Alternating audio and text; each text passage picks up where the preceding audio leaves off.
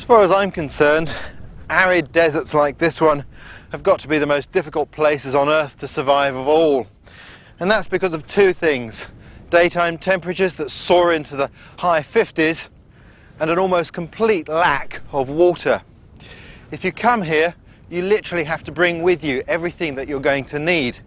And if you break down, you're in the nightmare scenario of only really being able to eke those supplies out for as long as possible, in the hope that someone may come along and rescue you. Desert covers a fifth of the Earth's surface, and of all the deserts, the Sahara is by far the biggest. You could fit the whole of Europe in and still have room to spare. And it's a tough place to survive, with temperatures hitting 50 degrees centigrade and some parts that haven't seen rain for years. In such a difficult place, you might well ask the question, why come here in the first instance? Well, the answer to that is quite simple. The desert is one of the most beautiful and stunning places on Earth. And the solitude here, well, that's poetic. But during the Second World War, many young men, like the crew of this American bomber, the Lady Be Good, found themselves in this hostile land with very little hope of survival. In 1943, pilot William Hatton and his crew of 8 young Americans took off from their base in Libya on a bombing mission. They never returned. 16 years later, in 1959, an oil prospector came across the wreck of the plane. It contained food and water. There was even a thermos of coffee and a radio, but no sign of the crew. In the dark, they'd overshot their base, flying on until they got hopelessly lost and ran out of fuel. Believing they were over the sea, they'd bailed out with virtually nothing, abandoning the plane, which crash-landed without them.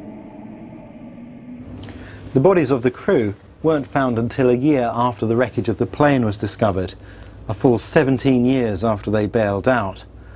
With the bodies was a diary that charts their last days. It makes for a compelling but haunting read. Monday the 5th of April. Start walking northwest. A few rations. Half canteen of water. 1 capful per day.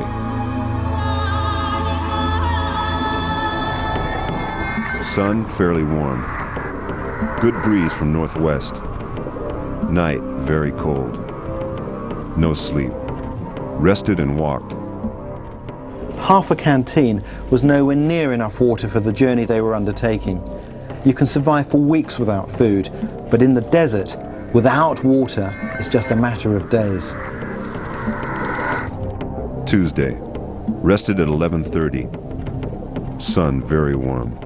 No breeze. Spent PM in hell. Walked and rested all night. 15 minutes on, 5 off.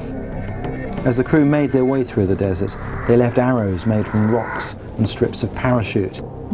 It was the right thing to do, even though no one would see them for nearly 2 decades. Wednesday. Everyone getting weak. Can't get very far. Prayers all the time. The crew thought they'd crashed near the coast, and it was probably that kept them going for as long as they did.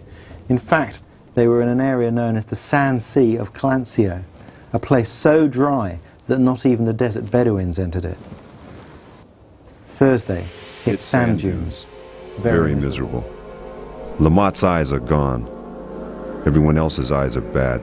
Still going northwest. They were probably suffering from sand blindness, a condition very similar to snow blindness caused by the glare of the bright sunshine from the white sand. Saturday. No sign of anything. Really weak now. Can't walk. Pains all over. Still, I'll want to die. And the final entry says simply, Monday the 12th. No help yet. Very cold night. They'd survived for 8 days, having covered an unbelievable 70 miles, enduring 130-degree heat. But when their bodies were found, they were still 400 miles from the Mediterranean. they never had a chance. The tragic tale of William Hatton and his crew is an incredible story of endurance, but it's also a salutary one. The Lady Be Good is as big as 4 buses, and there was no trace of it for 16 years. So how do you rate your chances of being spotted in one of these? Because today this is the most common way that you'll find your way into a desert in a 4x4. A vehicle like this is your most important piece of equipment because not only is it your transport out of here, but it also carries all of your basic life support. Whenever you enter any desert, there are a few simple preparations you can make that will dramatically increase your chances of survival. For a start, if you can possibly avoid it, never travel alone. Terrain like this is incredibly tough on vehicles, and the most common cause of people perishing in the desert is after a breakdown. So we're travelling in 2 vehicles, one for me and one for the crew. Theirs is the one with air conditioning. There's no doubt desert travel is immensely rewarding, but when you head out into the dunes, don't think you're Lawrence of Arabia.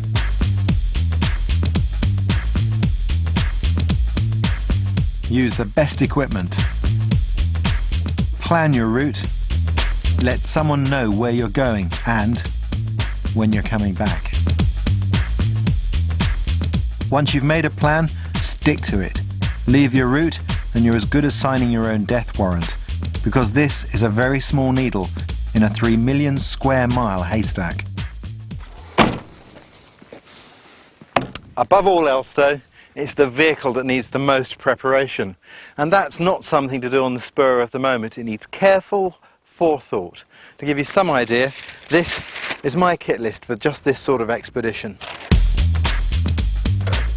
Now all experienced off-road drivers have a pre-prepared list of mechanical items that they're going to check on a daily basis. But if you haven't got a list, then there's an easy way to remember it, and that's P, petrol, E, electricity, T, tyres, R, radiator, O, oil, L, lights. And of course the last thing you want in the desert is a vehicle fire, so always carry your spare fuel, metal jerry cans. Plastic ones just aren't up to the job. It's interesting that they get their name from the Second World War, when the German army had these superior pressed steel cans, while the British army just had cheap tin ones which tended to split. Ever since then, these have been called jerry cans. One thing you must never take for granted or underestimate is the amount of water you're going to need. There's about 40 litres there. Now that may seem a lot, but that's actually only enough to keep me going for about 2 days, considering all of my needs.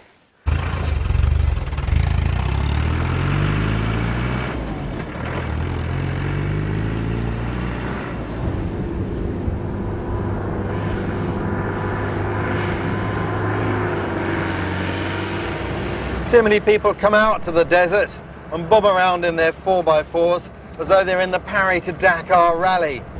Driving off-road requires patience, concentration, and a few simple driving techniques.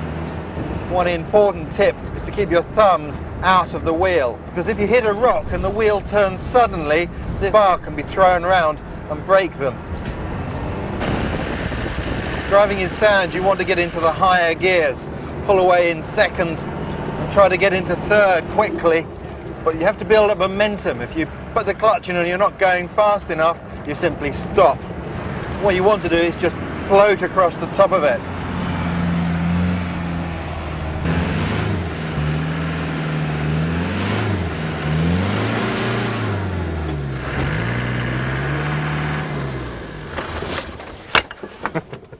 Well, if you drive long enough off-road, you're inevitably going to get stuck. It's normal. It's all part of the game, and it's no drama. It's not such a difficult thing to get out. I could just lower the tyre pressures here and pull straight out, but these vehicles are really well equipped. We don't need to go through the hassle of letting the tyres down and re-inflating them. There's another way. The really good news is that the differential here isn't touching the sand. If that was, then the weight of the vehicle is supported by it, and it would be a much bigger job of digging.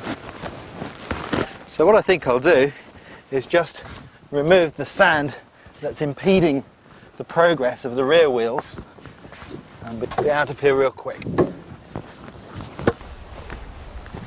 These are sand mats or sand ladders, whatever you want to call them, and they're excellent because they can basically give you a road surface to drive on in soft sand. Of course, I don't want to stop too quickly once I get out of the sand, so there's one last trick, so I bring these with me.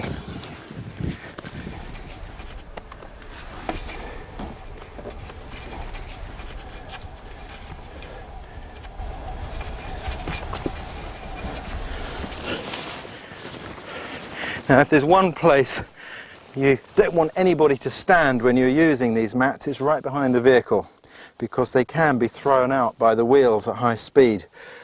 I once saw that happen in Zaire. A man was standing here, the vehicle moved forward, the sand mats came back and hit him across the shins, cutting him to the bone.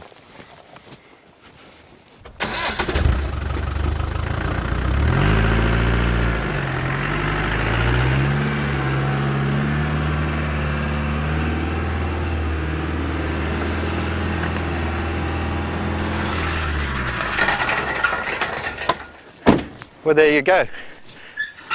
The vehicle's on hard ground and the sand mats are with me. I don't have to go back for them. And of course, efficiency is a basic principle when you're out in the outback.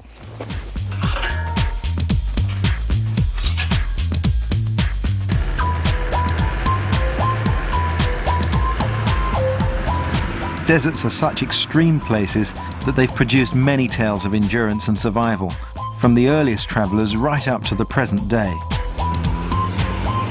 Like the story of Robert Martin, a young German who was working for an oil company in the desert in Oman. New Year's Eve 1998 was supposed to be Robert Martin's last night in the desert before leaving Oman. He spent it camping with a colleague, but on their way back they got bogged in soft sand.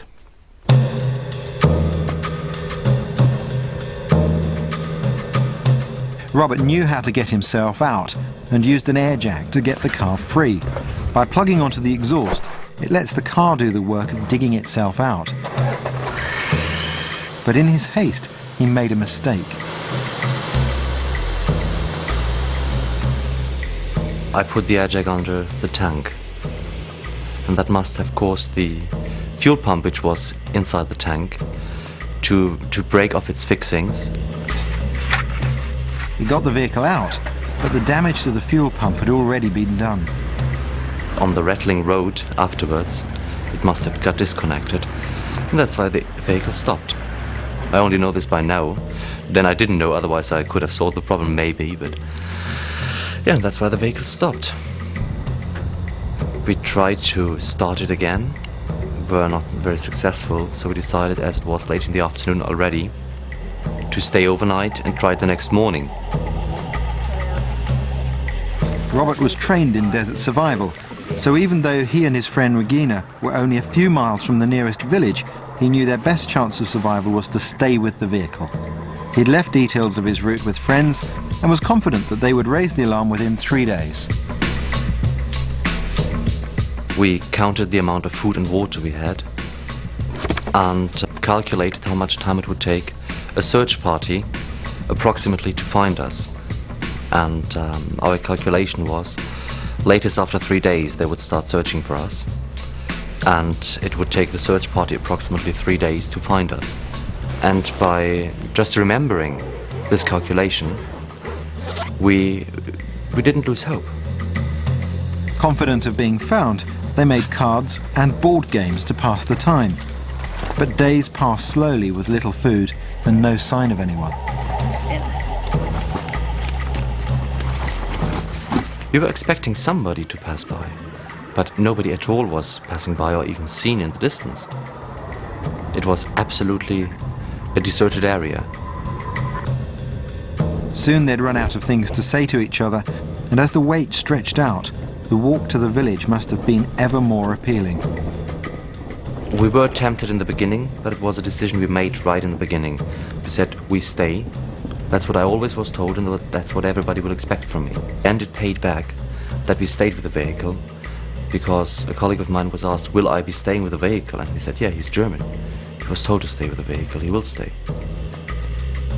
Sure that a search would be underway, Robert and Regina collected firewood in preparation for a signal fire. On the fourth day, they finally heard their first helicopter.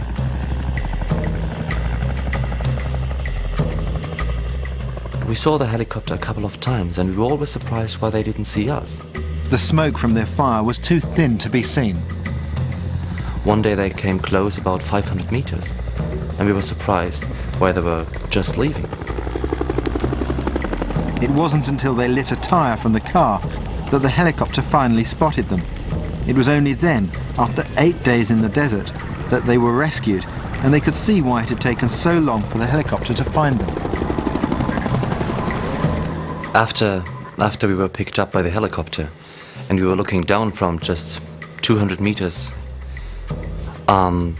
we couldn't see the car anymore. So, very difficult for a helicopter to find.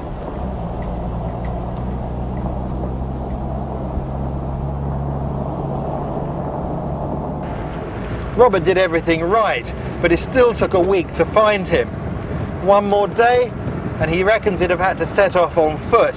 And if that happened, his chances of being found would have been virtually nil.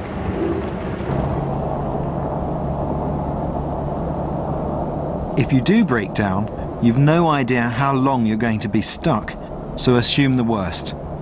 Out here, every decision is life or death, so stick to the rules. The first rule of desert survival is always stay with your vehicle. And the second rule, get in the shade. I always carry a parachute with me because they're ideal for creating shelter. And that's another reason why you should always stay with your vehicle. It's not just the most visible thing you've got, it's a huge emergency kit.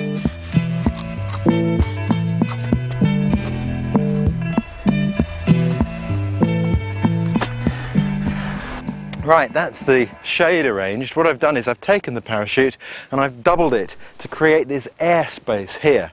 That helps to make very effective insulation from the sun's rays. But of course the sand is incredibly hot, so what I need to arrange now is something to sit on. The great thing about Land Rovers is you can easily lift out the seats, just what I need.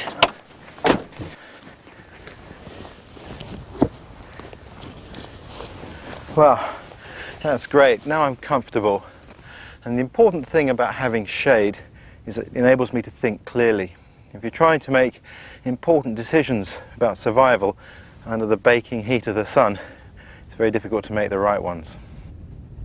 So stay calm, keep your mouth shut and roll your sleeves down. You've got to do everything to conserve moisture. And when it comes to water, you have to be sensible. You don't want to over-ration it, because it's no good in here. It's got to be inside you if it's going to help you. So don't waste it, but do drink.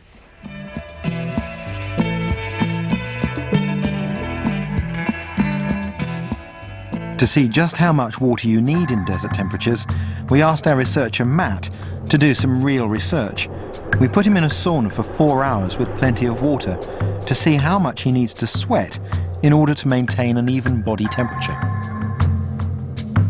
There are approximately 2 million sweat glands throughout the body, and basically what they're doing is they're secreting a layer of water and electrolytes and other substances, which spreads along the surface of the body and then evaporates, and it's that process of evaporation which is removing heat from the body. If it didn't do that, then your body temperature would rise from 37 degrees centigrade to 43, 44 in a matter of an hour. By which time Matt would be very dead. Well, Matt is actually very comfortable. He has been in the sauna for some time now. He's sweating approximately 700 grams of sweat an hour.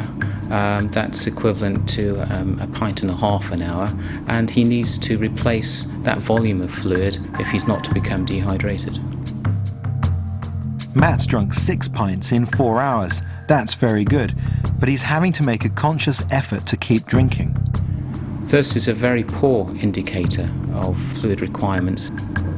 What tends to happen is people dehydrate by 1 to 2% of their body weight before thirst is triggered. So you shouldn't rely just on thirst in order to maintain your water balance. Stuck in the desert with your water running out, you need to make sure you're doing everything you can to help people searching for you. Now the sun's going down, I can start to make a sign that can be seen from the air. This V shape is internationally recognized as a distress signal, but you want to be seen day and night. I'm collecting some firewood so that I can make a couple of signal fires, in fact 3, because in an emergency you do everything in 3s if you can. Got to be careful when doing this, keep my eyes open for scorpions. Last thing I want now is to be stung. No rubbing sticks together now. Use what you've got, and the vehicle's fuel will save a lot of effort in my attempt to attract rescue. Now all I've got to do is wait for nightfall.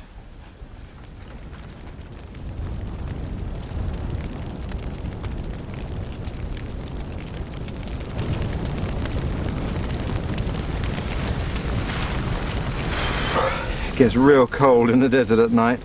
That's when one of these Arab jello bars comes in really useful.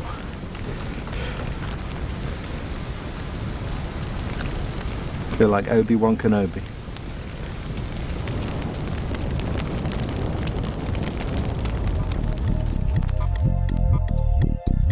If you're stuck out here, you're bound to wonder if you could make it out on foot. After all, every day that passes is time running out. So the temptation to get up and go will be huge, but you must resist. But part of me has always wondered how far I'd get, and now I'm about to find out.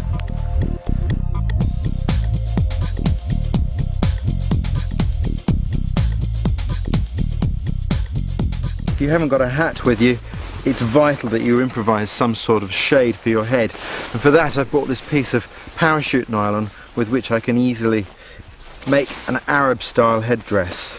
I'll take that knot, place it at the back of my head, and gather the fabric, and then just wrap that around and tuck it in.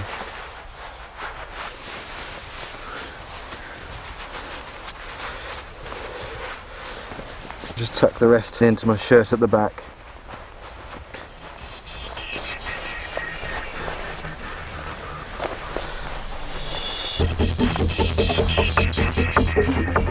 It's only when you actually try to walk in a desert as arid as this that you realise just how difficult that task is. I've only been going half an hour or so, and already I realise that this litre bottle of water is actually just a thimbleful. If I'm not to suffer sand blindness like the crew of the Lady Be Good, I need some way of protecting my eyes. And with the sun beating down, you've got to use whatever's to hand.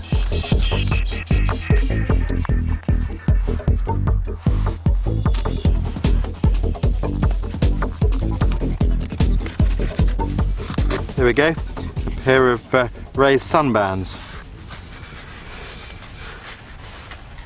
Perfect if I ever make it back to the King's Road. But none of this is really going to help me here. I'd be lucky to last more than a couple of days. Walking out of a desert requires an incredible amount of determination, resourcefulness, and most importantly, luck. As much luck as Bob Nelson had after he was shot down over the desert in 1942.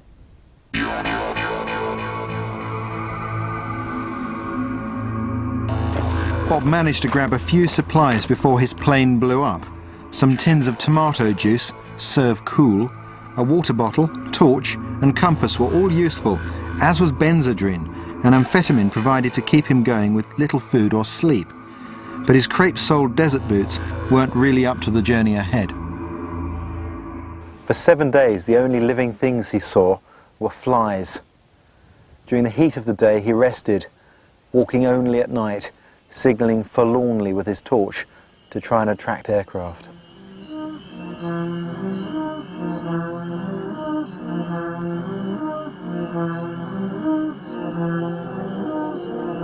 He drank a tin of tomato juice and a little water each day, but pretty soon his liquid had run out.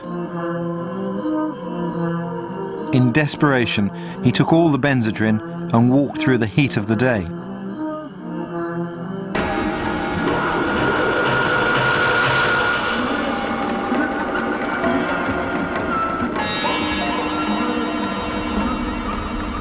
It was a desperate thing to do, and eventually he passed out.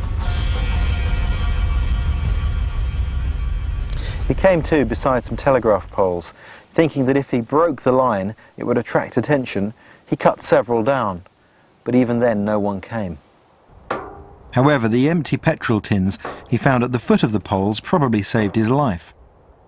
With great resourcefulness he cut them open. In the morning, condensation had left drops of water on the metal. Licking these was just enough to keep him alive, but after 3 days in the desert, time was running out. Then he had a stroke of luck. He spotted a camel train, which would prove to be his lifeline. A nomad with the camels gave Bob his first proper drink for days. As soon as the liquid hit his stomach, Bob suffered cramps, but he couldn't have survived without this assistance.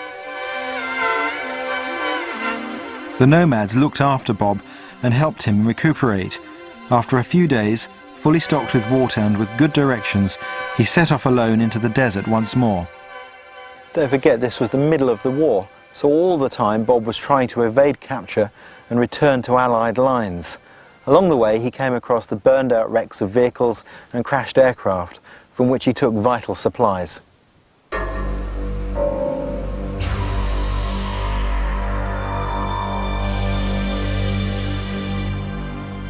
Eventually, after 18 days in the desert, Bob reached the German front line, which he simply walked through in broad daylight. But no man's land was a different matter. It was here that Bob's luck finally ran out. He was captured that night, just 1 mile from his own lines.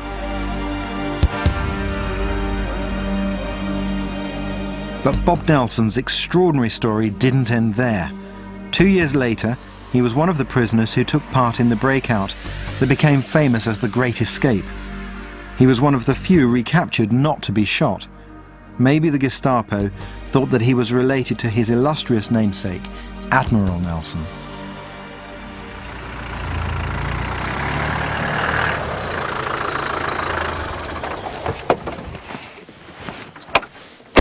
Unlike Bob, most of us need rescuing to be able to return safely to food, shelter, and most importantly, a cold drink. 1 beer, barman, please. Sadly, Bob died in 1999. He was one of the very few people who've ever walked out of a desert and survived. How did you get here? I'll tell you sometime, but where's my beer? Buy your own beer. So why'd you walk? You know you're supposed to stay with your vehicle. Well, it looked like a really nice walk. Couldn't resist it. You're crazy. No, I'm not. Yes, you are. Next week, the chills and thrills of the subarctic forest.